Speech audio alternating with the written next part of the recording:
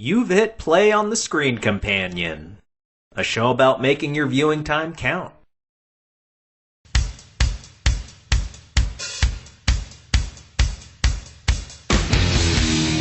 And here we are, another special episode, like all my babies.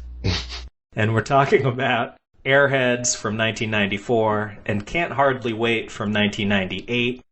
They're both 90s nostalgia, although they examine it from different ends. One is kind of early 90s, the other's late 90s, the music is different. So let's start just talking about licensed music in movies. John, what do you think the deal is these days? When do recognizable songs work in telling the story, and when do you think it's terrible to include them? I remember the Matrix soundtrack was like one of the first movie soundtracks I bought, because that was all just heavy metal and techno that was pretending to be heavy metal. Certain movies it doesn't work. Marie Antoinette, that had all those modern movies in it, it was supposed to be a period piece about this French queen. The thing I really have trouble with right now are film trailers and how the formula is so blatant. And all they're doing the last couple of years is taking awesome classic songs and then slowing them down to be more melodramatic. And then they just put that over a trailer. The movie San Andreas, they slowed down California Dreamin', so it sounded like a tragedy song. It's gotten to a point where when I watch a trailer now, I don't even care about the movie. How many seconds into this before I recognize the lyrics and I know what song they're ripping off? I work a lot of weddings as a chef, and the piano guy will come out and he'll play something slow on piano, and after a few minutes you're like, wait, that's Dr. Feelgood. And does it make you go, huh, yeah, that's Dr. Feelgood? Or do you kind of want to run up to him and go, stop it?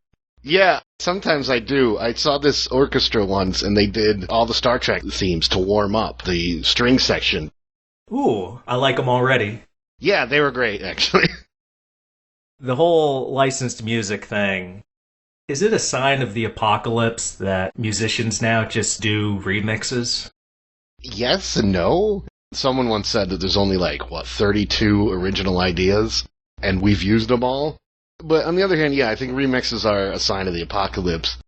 Thinking about, famine is one of the horsemen, and that's not something coming, that's a complete lack of something, and so maybe this is a originality famine.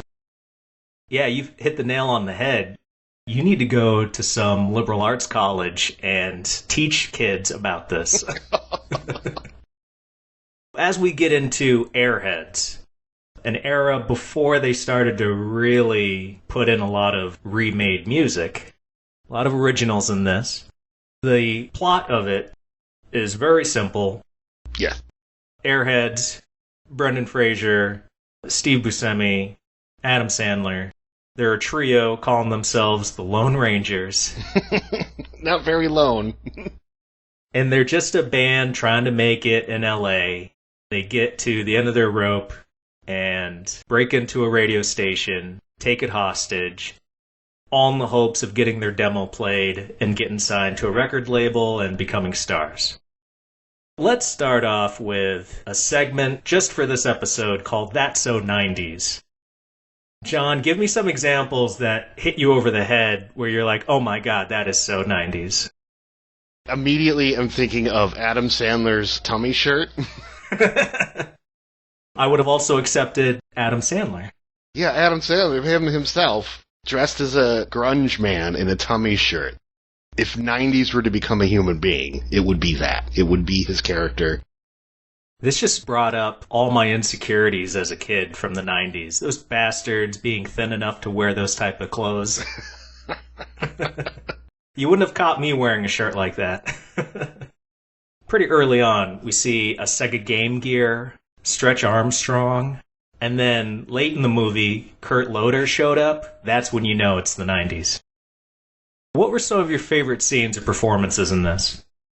There was a moment when Lemmy Kilmister showed up.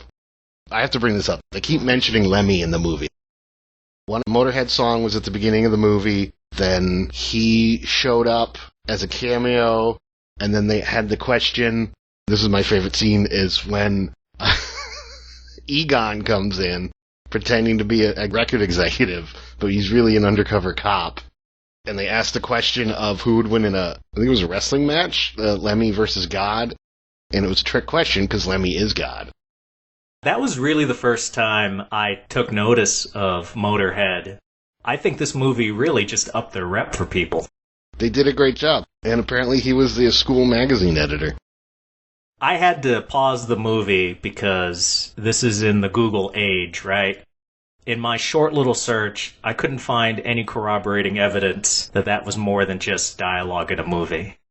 It made me sad. That is sad, because I feel like he should definitely have been. He probably said it. There is a couple documentaries on him, but each one is like 2 hours long, and that's way too long for a doc. Yeah, it is. Jeez. Nobody has an attention span like that anymore. No, especially not Motorhead fans. You mentioned Steve Buscemi. This is just another amazing tour de force of him as a character actor. I think what is the measure of a great character actor is when you see the role first or you remember the role first, and then you either remember the actor's name or somebody has to tell you, oh yeah, that was Steve Buscemi.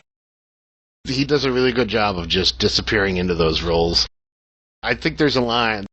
There's a movie star, and then there's an actor. Steve Buscemi's an actor. And I think at the time, Brendan Fraser was a movie star. You're there to see Brendan Fraser. True, but the scenes Rex is in, he adds that special sauce. Pun intended, because there was, hot sauce in one of the fake machine guns? Good call. It reminds me of maybe my favorite scene that I will never fast forward through. It's toward the beginning, when the guys are first trying to get into the radio station, and they try using one of their ATM cards as a security pass to get through the electronic door. It's already stupid that they're just using an ATM card, and then Rex asks Pip, played by Adam Sandler, he asks him, what's your ATM code? What's your PIN? I need to know. It's like, no, that's private. He says, what's your secret code? There is, a really stupid logic to it, kind of like there is for the rest of the movie. Yeah. It's the foundation of stoner line. This movie is 7 different genres thrown together. Yeah, and yet I don't believe anybody smokes pot in the movie, do they? No, I don't even think pot's mentioned. There's stoner comedy to it. A level of it. You mentioned it is a lot of things mixed into one. One of the themes of the movie seems to be corporate music, and this thing's got a lot of satire. Can you think of any notable lines or scenes that make you really feel like the movie is sprinkling in commentary? There's a line towards the end of the movie with Judd Nelson talking about, I forget the rocker's name, it was Vince Neil. He killed a guy and didn't do any jail time. He only got 30 days. That's nail on the head commentary, but it was still rock stars don't do jail time. Here's an example. That was also a little squeamish moment that took me out of the movie for a split second, because it's oh yeah, that did happen. Yeah, I remember that scene from the Netflix movie. And then when I looked it up, he did get sentenced to 30 days along with paying restitution, but he only served 15 of those from good behavior. I mean, if you're on good behavior, you wouldn't have killed a guy in a drunk driving accident, right? Man, you still like justice for his passenger, huh? Yeah. Gotta keep fighting for the guy who I forgot. It's 30 years later, man. Get over it, dude. If the world could get over hair metal, you can get over that dude dying. Oh, man. It's time to move on. I don't know. There's parts of this country that aren't over hair metal, and that actually bothers me. So, in general, what do you think the movie did right? Everything worked. It's like making a stew. All the ingredients they put in just meshed together. Plus, the acting is really good. I recognized almost every actor in this movie. And that just might be me and us in general being film school nerds. They just cast everything correctly, and so everyone was able to work together. The script was the script. It felt like an 80s movie morphed into a 90s movie, almost. It was during that time, especially when the movie was written, It was a transition period from the hair metal to the grunge.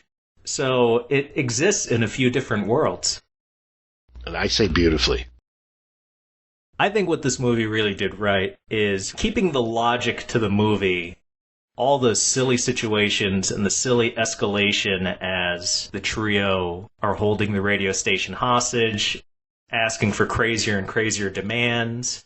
But they never forget that, hey, the only reason all this crazy stuff is allowed is because it's supposed to be a hostage situation.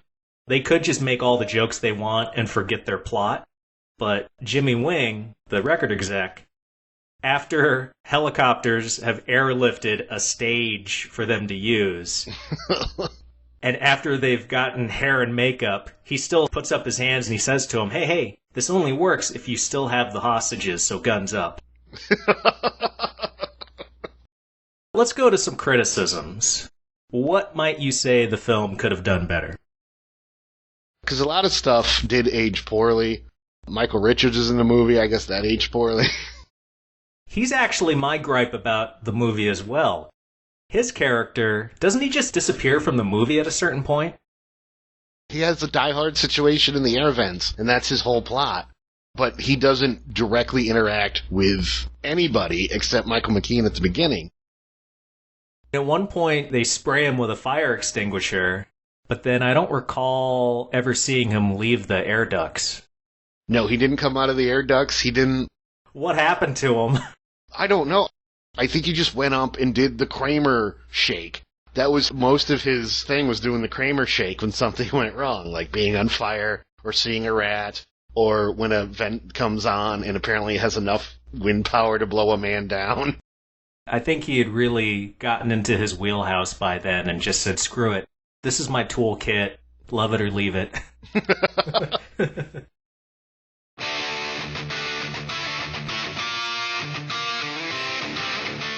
A new segment, Random Asinine Thoughts and Trivia, also known as RAT. All right. Round 1 for Airheads.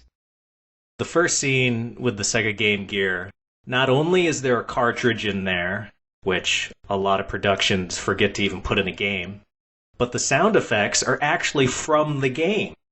Oh, I didn't notice that. I never had a Game Gear growing up.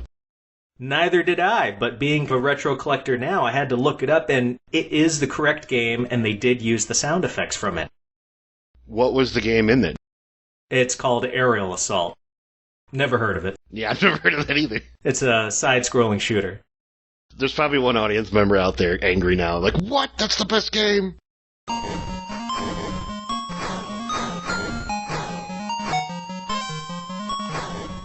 Let's go to yours, John. What do you have for us? So, I came up with this insane theory, because I thought it would be funny, that some of the side characters are the Four Horsemen of the Apocalypse. Apparently there's like a fifth one called Fear, and I'm throwing that guy in too. Yeah. Okay, go for it. Yeah, we're going to start with Fear. The Horseman of Fear is Ernie Hudson in this movie, because he's afraid for the hostages, so he gives in to every single demand. Okay. I follow. Alright. Plague is Jimmy Wing, Judd Nelson's character. They say that he's a plague on the industry. And they hate him at the end, too. He's doing that just lip sync, like, he's trying to make money off him. He's not letting them actually be rock stars or even musicians. War is the SWAT guy who shows up. He gives Michael Richards the gun. He is trying to storm the place constantly. He's looking for conflict. I think they set up that his wife just left him, so he is upset. That's a fun little subplot. Yeah. And then Famine, Michael Richards is Famine, like I said earlier. Because he hasn't gotten work since. Yeah, he hasn't gotten anything since. He might have went on stage and said some racist stuff. Michael McKean is death because he's trying to kill the radio station and everyone's good time. Ooh. I could see this as a lecture series at UCLA. Thank you. Thank you. I guess I do have one more rat for you. I like to always mash up movies together, and is there any world where Airheads is actually a follow-up of The Breakfast Club, and we're seeing Bender as the record executive? He transitioned into that guy. That's the only thread you need. As a theory, that's a perfect theory. Theories can't be proven right. They can only be proven wrong. And we can get past his name. It's fake corporate America, man. He just came up with a stupid name. Yeah, Jimmy Wing? That's a made-up name. His facial hair, that little goatee thing, soul patch, it's all artifice. Yeah, there's no little toddler running around called Jimmy Wing going, hey, oh! It makes The Breakfast Club sadder.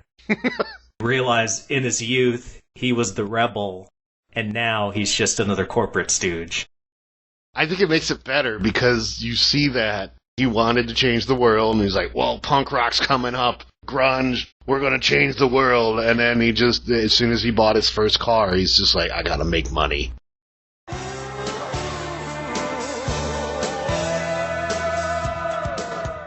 Any final thoughts on Airheads? I liked it more than I remembered. Well, that's always good. Yeah. It didn't all age well, but I think in overall it aged well. I feel like it aged well in comparison to our next movie. Oh, yes. Which is Can't Hardly Wait. John, give us a little summary of the plot. It's the tale of high school graduates having a party, and the main character, Preston Myers, is looking to profess his love to Jennifer Love Hewitt. On the face of it, that's like the spine to the movie, but this is such an ensemble cast. It easily could have come off as a bunch of sketches that just happen to be in the same location. There's so many subplots going on. Seth Green's subplot, you got the band subplot, you got the nerds subplot, the jock subplot. Before we get into all that, let's dive into That's So 90s. Give me some examples of things in this movie that were so 90s. It was the beginning of the Wigger movement of white dudes overly adopting African-American culture. You know, Wiggers, Weegros, color-challenged people, any of those. That was Seth Green and his whole crew was that. The soundtrack was pure 90s. I feel like that was just meant to sell current bands. And I remember digging it. I kind of felt bad. Being like, yeah, the soundtrack's great. And then remember, like, oh no, I'm just old. When did you see this movie for the first time? I want to say in college. The first time we went together. Not film school when we went together. When I first went to college after graduating 2001. So probably 2002. Okay, so relatively soon after it came out. Yeah. I'm a little bit younger than you, so I saw it on TV when I hadn't been to high school yet, so I lived vicariously through the movie. Considering you saw it, and you were already in college and older than the characters, do you recall if that skewed your viewing at all? A little bit, yeah. I was kind of bitter. This doesn't actually happen type of, like, why didn't any of that happen? I don't know. I feel like parts of it happened to everybody, but not all of it happened to somebody. Yeah. Yes. It's a pastiche of all the party movies that we wished had happened, just all rolled into one. Some other 90s stuff in this. You got Game Boy, Viewmaster, PlayStation 1, dudes wearing multiple wristbands. I remember that in high school. I'm sorry. By the time I was in high school, they started to do that Live Strong crap. Oh. Not realizing that old Lance was going to let everybody down. When he meant strong, he meant chemically strong. It's like, check that wristband. You know, I think it's got stimulants on it or something. Hold up, yeah. It's injecting performance enhancers into you. Do you think this movie could still work if the score was all made-up songs and they didn't license anything? Honestly, no. I don't think it could have worked. You're supposed to be playing music at a party. No one would have been there for made-up stuff. Come on. That period of life, it just gets locked in time, and it's supposed to always feel out of place with where you're at now. Those songs from that era are necessary to ground it, but then also immediately date it, just like high school is for adults. That's exactly how it felt. Everyone running around worried about getting laid, what other people think. Not a problem anymore. Was there a character in the movie that you really identified with? Probably William Lichter, Charlotte Korsmo from Hook. Yeah. Just being the nerd and then just a little alcohol and you're friends with everybody. The parties we've been to together, you are quite a gregarious fellow when you're on the sauce. Not that you aren't in general, but definitely more so. It turns up the volume. It does not change the person. Do you have any favorite performances or scenes in this? Seth Green really stood out as the only one who really knew how to act. I didn't recognize the rest of the cast compared to Airheads. Really? I thought Mike Dexter, I thought the jock for a little while was Breckenmeyer until he showed up as the band guy. Physically, those guys are pretty different. I might have face blindness. I don't know. I'm going to assume you never watched 6 Feet Under, because you got Lauren Ambrose as Denise, Freddie Rodriguez as one of Mike Dexter's boys, and Eric Balfour shows up, and they were all in 6 Feet Under a few years later. Was the short one Freddie Rodriguez? Yeah. I feel bad now, because I like him from other stuff. Because there's so many characters, I really just got stuck on a bunch of one-liners. There's a moment where Denise, Preston's friend, she's awkward, she's sitting by herself at the party. We can get the idea that she hasn't made a lot of friends in high school. A girl comes up to her and sits down and she says, "Weren't you in my language lab?" And it almost seems like they're about to have a conversation. And then once Denise says, "Yeah, I was," this girl looks at some other people and goes, "Ha, I told you she went to our school, pay up." Yeah, I love that scene. Stuff like that just tells you so much about that character. There was a lot of that. I remember the two nerds on the roof, they'd cut back to them for like one-liners, and they'd be like, "Hey, you see that star formation right above the power lines right there? It's an intergalactic UFO highway." Yeah, and they just kept going to other people and closing loops for people who had a single line. There's that girl sitting behind Seth Green who was like, "I'm going to have sex with the next guy who even talks to me because I want to get back at my boyfriend."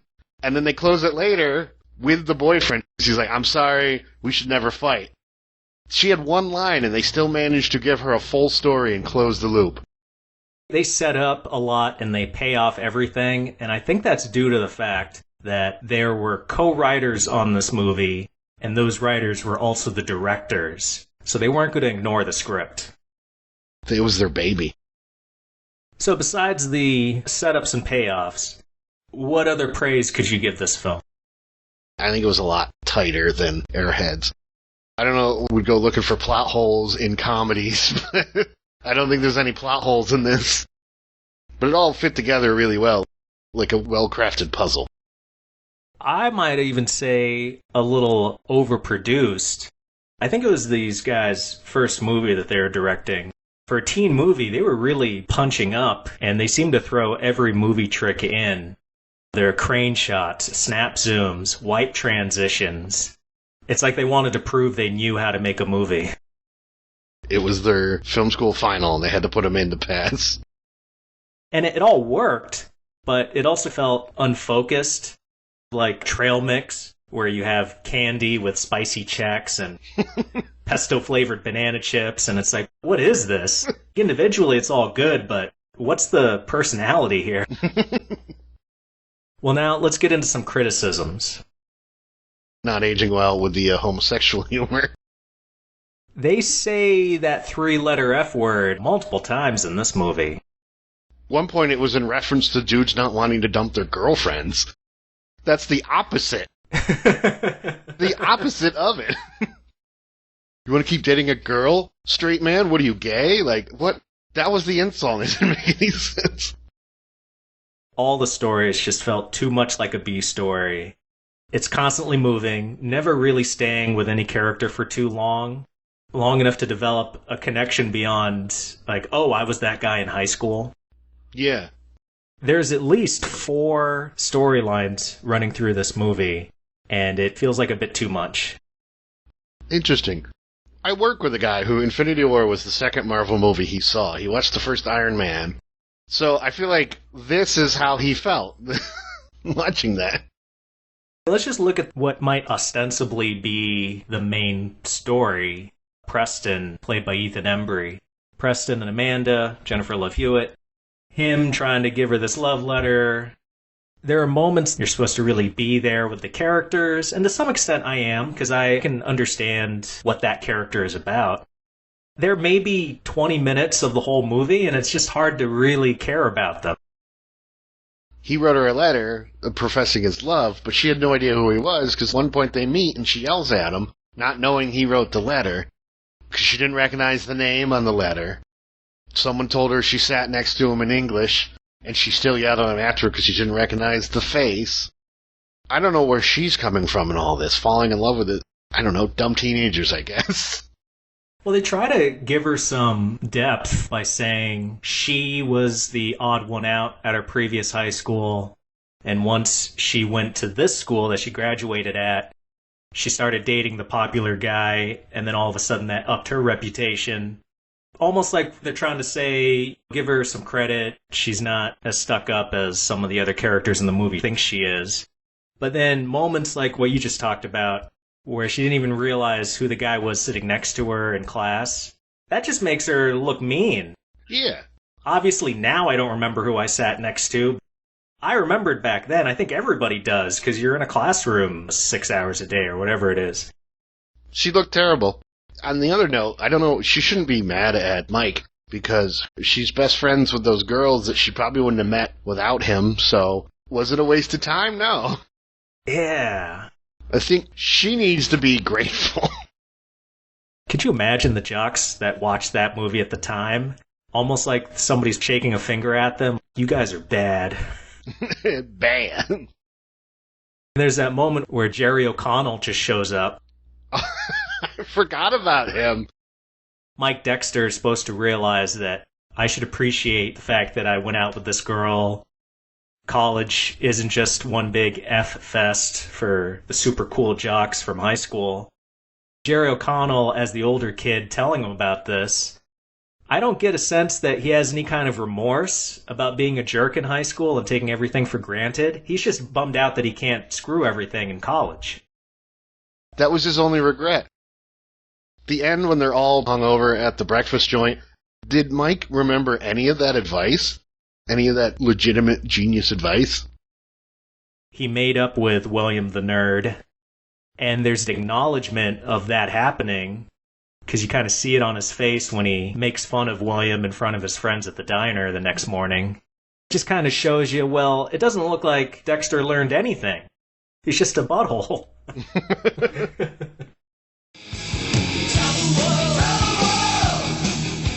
I would like to get to Rat Round 2. There is a scene at the party with Jason Segel where they're talking about Velma from Scooby-Doo. My crazy brain, immediately I thought, well, Segel starred with Linda Cardellini in Freaks and Geeks the year after this movie came out. And who played Velma in the 2002 Scooby-Doo movie? Linda Cardellini. There you go. I love it. Also, I was listening to the commentary track for this. Production toned down the drinking in a teen graduation party movie because they wanted to avoid the hammer by the MPAA. They did stuff like they CGI'd a balloon over a beer funnel in one scene. And in another scene, they replaced a shot glass in someone's hand with a lemon. What? Clea Duvall shows up for like one gag with Seth Green where he's hitting on her and she basically says, I don't want any of it. It would have been nice to have a gay character and maybe she could have been the one and it would have made it a little funnier why she's telling him, I don't want any of what you're selling. Yeah, you're right. There should have been at least one gay character. Lauren Ambrose. I feel like her ending would have been better, being the rebel who just understands society a little better than the rest of them. Well, go back with me to the 90s. With these two movies, having very different flavors, very different genres of music. Do you remember the transition from the early 90s to the late 90s and music shifts? Yes, I do. Because early 90s was still, hair metal was still hanging on. And the hair stayed, but the genre of music switched. Metallica started to become more prevalent. They were a little heavier. Grunge started to appear. From the metal perspective, late 90s was new metal that started coming on. I don't remember when System of a Down came on the scene, or Slipknot, or those guys. Rap started becoming popular in the late 90s, so it wasn't just how metal changed, but what was popular in the culture in general. I'm happy to report from my time that the poppy R&B stuff later in the decade, at least where I was living, didn't exactly stamp out the metal grunge guys. So that look was still around, people still listened to that music. Then they started to have some competition, especially in '99 with Britney Spears and then all those pop stars sprang right up. Oh, yeah. It's a treat that Can't Hardly Wait came out a year before Britney Spears hit it big. I could see a version of that flick where it's all just pop stars. Her, Mandy Moore, Destiny's Child. And I wouldn't have liked that soundtrack as much. They would have been the stars of the movie, too. They would have had them acting in the movie. Did you feel like anybody from either of these two movies, a jarring omission not to have any music from a particular band? I don't think Black Sabbath was on Airheads soundtrack. Do you go Ozzy or Dio? I'm an Ozzy man. Dio... That's a whole nother podcast of just talking about what a legend Dio is for being able to even fill the shoes of Ozzy like he did. And Dio solo stuff. I'm still looking for Rainbows in the Dark. I think from Can't Hardly Wait, it rang a little false to me. Where was Green Day? Because they were popular, I remember, from the mid-90s till at least the early 2000s when I was in high school. Oh, wow. I didn't realize Green Day wasn't a... Because I kept hearing snippets of, I feel like, everything. It never occurred to me to think that something might be missing. There were 3 different scenes with Smash Mouth, of all bands. I felt like I was watching their Behind the Music or some crap. Let's go to the finale of the show. TLDL, too long, didn't listen. I'm going to ask you some questions. I want short answers. Are you ready, sir?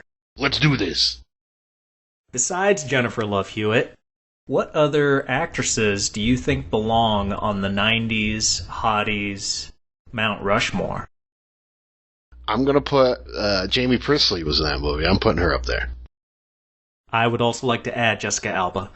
Ooh. Now I feel bad for not saying that. Which movie is more immersive as far as the 90s zeitgeist? Probably Can't Hardly Wait. Long hair and cut-up jeans or highlights and baggy pants? Oh, neither. Can I choose neither? No, you must pick one. If I must pick, it's long hair and cut-up jeans, because cut-up jeans, I think, are still in style. Is Brendan Fraser better in his comedy, drama, or action movies? Oh, man, that's tough. I'm going to go comedy. I like him as a comedic actor, but that's because he takes it seriously, because he's a good dramatic actor. Who was more annoying in the 90s, Adam Sandler or Seth Green? Oh, I gotta go with Seth Green. He took a minute. Everyone loved Adam Sandler in the 90s, and he wore thin, whereas I think everyone hated Seth Green. Seth Green's a fine wine, and Adam Sandler is a beer. Okay, your nephew says he wants to watch something 90s. Which of these 2 movies would you put on for him? My nephew specifically, I'd put in Airheads. Both my older brothers are metalheads, and that's where I got it from. And so the kid of the old metalhead is going to want to watch Airheads. Especially because I can get his dad to come in and watch it and find it hilarious. Can't Hardly Wait. I think that is just general 90s. I dare call it a period piece.